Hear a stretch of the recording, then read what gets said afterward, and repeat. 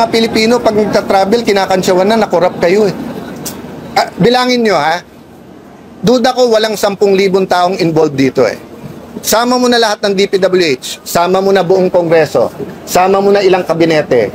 Baka 3,000, 5,000 ang pinag-uusapan sa corruption. Sir, kautulang ni Remulla pero taltak na agad yung informasyon yata at yung pinahayag. Sir, kautulang ni Remulla pero taltak na agad yung informasyon yata at yung pinahayag.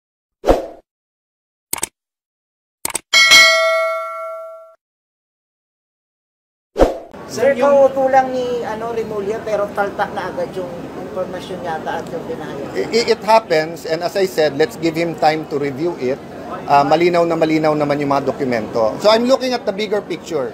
The news here for me is not the mistake, but rather, is it an unwitting, kasi pwedeng wittingly or unwittingly yung atake sa Senado. Unwittingly na yung ibig sabihin, di mo sinasadya, hindi mo alam atake. Kasi finid ka ng mali. Wittingly means talagang nag-target ka. And I don't believe Ombudsman Remulla will do that. I think his heart is in the right place, pero napakaraming boses. Remember, no? Bawat distrito na may project ang 15 contractor na to, nagtuturuan na yan. Kasi may politika dyan eh. May naglalaban na mayor dyan, may naglalaban na governor dyan, may naglalaban na congressman dyan. Diba? Sa national, ganun din. Bawat gawin ng pink, galit DDS, galit yung Marcos, galit. So, iba-iba na kampihan ngayon. But yun nga ang point ko po, di ba? When does politics give way? First, bansa na natin tinatamahan eh. Mga Pilipino, pag nagta-travel, kinakansyawan na korap kayo eh. Bilangin nyo ha, duda ko walang 10,000 taong involved dito eh. Sama mo na lahat ng DPWH, sama mo na buong Kongreso, sama mo na ilang kabinete. Baka 3,000, 5,000 ang pinag-uusapan sa corruption. 110 million Filipinos tayo. Deserving ba na sa ibang bansa at tawagin buong Pilipinas, buong Pilipino na corrupt? Kaya nga in-expose eh, di ba? Sa atin, sa local, naiintindihan natin yan. Naiintindihan natin na hinahabol natin corrupt. Pero sa abroad, hindi eh. Kasi nga, it's being handled like a circus. No? Even in the Senate. That's why lagyan natin ng konting ayos. Diba? Let's not think that we can do anything and bahala na yung consequences. Lahat ng action natin may consequences. Pwede ako magwala dito ngayon. Pwedeng ko ano-ano sabihin ko. Pwedeng ilabas ko kung sino tingin ko mga mastermind. It won't be helpful if it's just part of the circus. So, Sen, yung ano po? Lang po, gusto niyo po na yung mag-investiga sa ICI is meron ding opposition na kasama mismo. We have to find a way na mas mabilis ang investigasyon, mas mabilis yung pagkaso, at hindi tayo ma-distract. So, kung kinasuhan ka agad, si Alcantara, si Yusek, si Bryce, si JP, etc. Kinasuhan ka agad kasi ghost eh. Ano pang hahanapin mo? Ghost. Tapos nakapag-apid-apid yan one time, malinaw. Eh ngayon tuwing hearing, pabago-bago eh. Diba? So, ang problema sa ICI, sila mismo nagsabi, kulang kami sa power. Pero pati sila na pagbibintangan na anong direksyon nyo. At kasi, sino ba nagbibigay sa kanya ng dokumento? Aside from yung mga gumawa nito, DOJ, DPWH, Office of the Ombudsman. Diba? So, wala rin tayong tagabantay doon. What's your comment po na ina-live na yung hearing sa ICI? Very good. Thank you ICI na nakinig kayo. Diba? And thank you na kayo mismo nagsasabing you need more powers. But sa akin din, let us bulletproof them in terms of yung faith ng tao. And the way to bulletproof, magsama ng ilang religious leaders, magsama ng isang oposisyon, then make them independent. Sa US, pag independent prosecutor ka, ang pera mo at gagawin mo, independent ka talaga. Hindi depende yan sa administrasyon. So there's much more we can do. In fact, ang bill na yan kay Senator Soto, kay SP, yung na-legislate yung ICI. But definitely it has to be faster and kailangan bullseye, kailangan focus tayo. Dapat ba sir may contempt power na yung ICI? No doubt. No doubt. Isipin mo ang Senado mag-hearing walang contempt power. Di walang pumansin. Buti na lang sa galit ng tao, sumusunod sa ICI. Ang problema nga, nililigaw.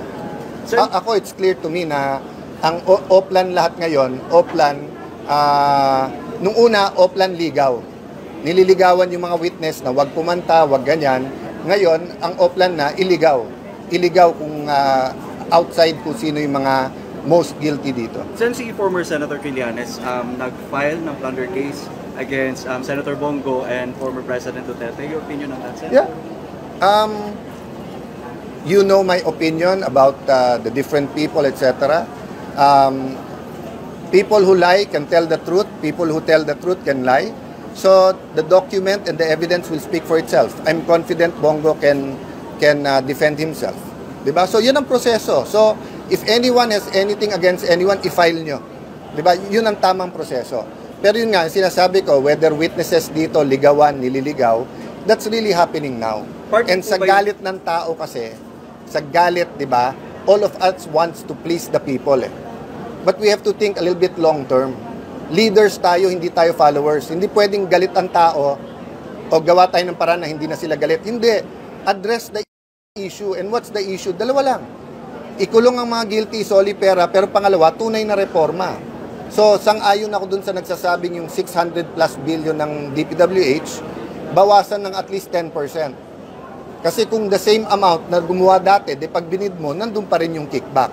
Pero sinabi naman ng DPWH, nire-review nila ngayon. Sana, bago yung final, yung 625 na yon, at least by 10 to 15%, bawasan, ilipat sa mas magagandang project. Pero do you believe, Sen, yung paninira kay Senator Bongo, part yun sa tinawag nyo na systematic na paninira sa minority? You know why I don't want to go into Bongo, Joel Villanueva, Jinggoy Estrada, everyone, no?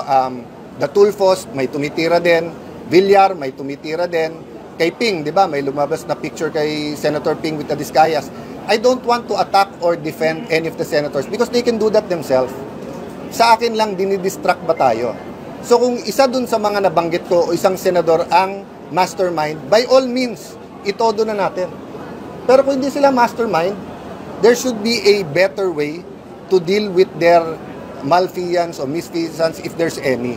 Diba? Pero yung nangyayari na public circus, walang natatawa eh. Naaliw tayo, pinapanood natin, pero it's not helping the country. I'm concerned talaga sa takbo natin. Alam mo yung ganito kalaking tama, hindi agad-agad. Sa stock market, baka medyo agad-agad, pero sa fundamentals, sa foundation ng ating ekonomiya, may tama to ha. Pati kung ano turing nila sa OFWs natin, may tama to. Okay, thank you. Thank you. Ayun mga kaibigan, kung balikan po natin sa panonood yung video, may sinabi po ang isang reporter na ang sabi niya po mga kaibigan na palpak ata yung nakuhang impormasyon nitong si Ombudsman Boyeng Remulla.